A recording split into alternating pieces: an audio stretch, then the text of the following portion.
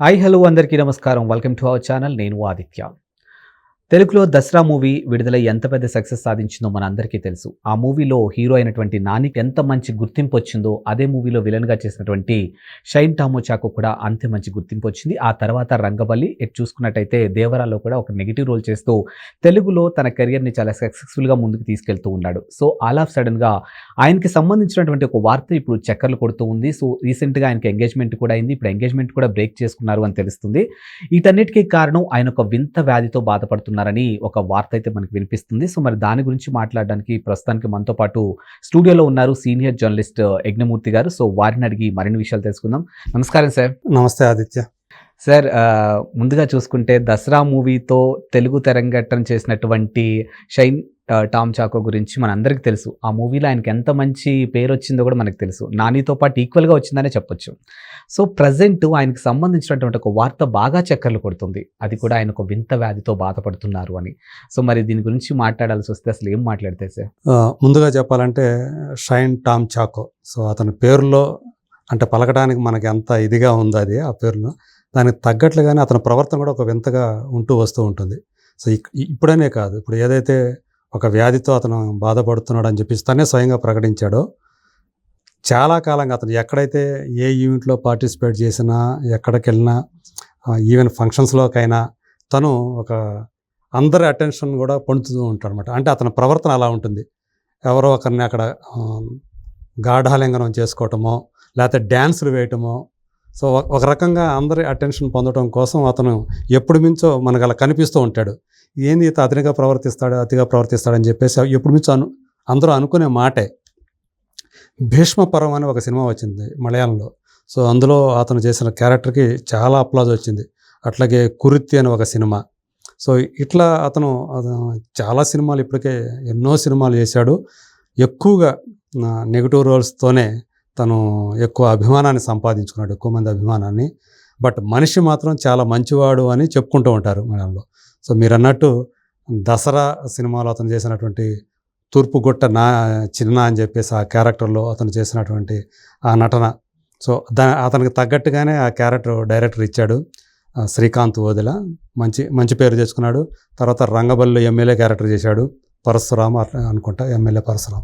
So, ఆ సినిమాలో కూడా అది కూడా బాగానే ఆడింది. అందులో కూడా కాకపోతే అది స్టార్ సినిమా కాదు కాబట్టి పెద్దగా మనం చెప్పుకోలేదు. సో, ఇప్పుడు మీరు అన్నట్టు 'దేవర'లో కూడా అతను ఒక కీలకమైనటువంటి పాత్ర చేస్తున్నాడు. సో, మెయిన్ విలన్గా, ప్రొటాగనిస్ట్గా ఎన్టీఆర్కి యాంటాగనిస్ట్గా సైఫ్ అలీ ఖాన్ చేస్తున్నాడు. బట్ ఇతను కూడా ఒక నెగిటివ్ రోల్లో కనిపించబోతున్నాడు, చాకో కూడా. సో, అలాంటి అతను రీసెంట్గా అంటే 40 ఏళ్ల వయసు అతను.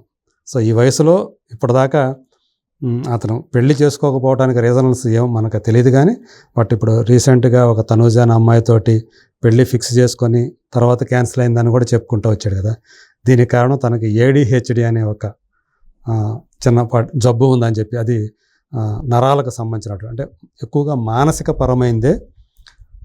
అంటే అందరి అటెన్షన్ని గ్రాప్ చేయాలని తహతహలాడే క్యారెక్టర్. సో, అతను ఇప్పుడు అంటే తనూజ అనే ఒక యువతితోటి క్యాన్సిల్ కావటానికి కూడా, సో అతనికి ఉన్నటువంటి ఆ రుగ్మత ఏదైతే ఉందో అదే కారణమని మనకు తెలుస్తుంది.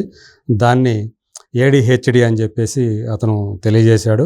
Attention deficit hyper activity disorder.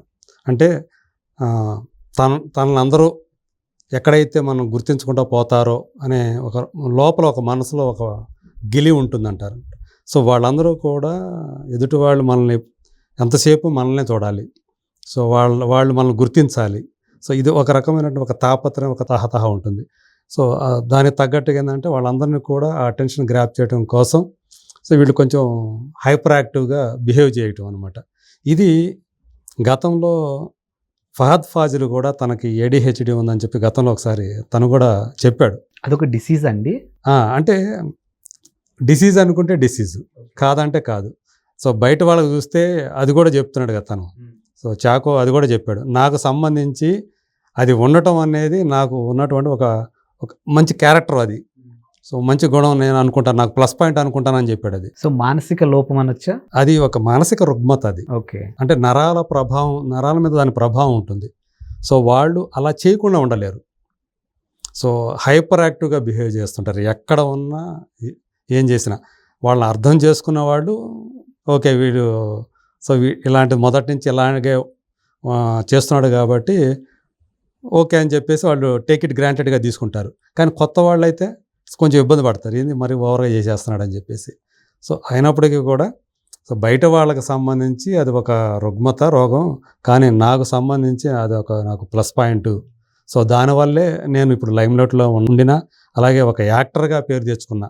ఎందుకంటే అతని ఆ హైపర్ యాక్టివిటీ డిజార్డర్కి తగ్గట్టుగానే అతను చేసి చాలా సినిమాల్లో కూడా అతను సైకో క్యారెక్టర్లు చేశాడు తను. అట్లాగే చాలా నెగిటివ్ క్యారెక్టర్లు అంటే బ్లడ్ షెడ్ ఉండే క్యారెక్టర్లు చేశాడు. అలాగే విపరీతంగా ఉద్రేకపడిపోయే స్వభావం ఉండే క్యారెక్టర్లు చేశాడు. సో ఇవన్నీ కూడా అతనికి తగ్గట్లుగానే వచ్చాయని అనుకోవాలి.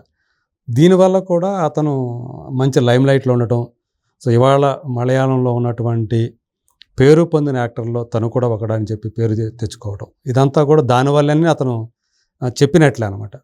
సో ఏదేమైనా అంటే ఫహద్ ఫాజిల్ మనకు తెలుసు.